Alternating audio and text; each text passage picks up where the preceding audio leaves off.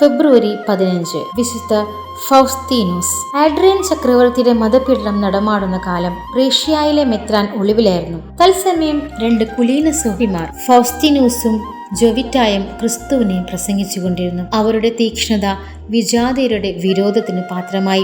ഒരു വിജാതിയൻ അവരെ തടങ്കിലാക്കി പല മർദ്ദനമുറകളും ഭീഷണികളും പ്രയോഗിച്ചു. ക്രിസ്തീയ വിശ്വാസം നശിപ്പിച്ച് ചക്രവർത്തിയെ പ്രസാദിപ്പിക്കാൻ അവർ പരിശ്രമിച്ചു. എല്ലാ അടവുകളും പരാജയപ്പെട്ടപ്പോൾ അവരുടെ ശിരസ്സുകൾ ഛേദിക്കാൻ ഉത്തരവുണ്ടായി. അങ്ങനെ 121 ആണ്ടിൽ അവർ രക്തസാക്ഷിത്വം വരിച്ചു. ക്രിസ്തുവിന്റെ ചൈതന്യം രക്തസാക്ഷ്യത്തിന്റെ ചൈതന്യമാണ്. പ്രായശ്ചിത്തത്തിന്റെയും ആശാനിഗ്രഹത്തിന്റെയും ചൈതന്യമാണ്. പാപത്തിന്റെയും മരണത്തിന്റെയും പ്രതീകമായ പഴയ മനുഷ്യനെ ഉരിഞ്ഞു മാറ്റണം. ശരീരത്തെ വേദനിപ്പിക്കുന്ന ആത്മാവിന് ജീവൻ നൽകുന്നു. ശരീരത്തെ നിഗ്രഹിക്കുമ്പോൾ ആത്മാവ് താഴ്ച വളരുന്നു. ദൈവസ്നേഹം ആശാനിഗ്രഹത്തിന്റെയും ക്ഷമയുടെയും അനുസരണയുടെയും എളിമയുടെയും ശാന്തതയുടെയും ചൈതന്യം നിവേശിപ്പിക്കുന്നു.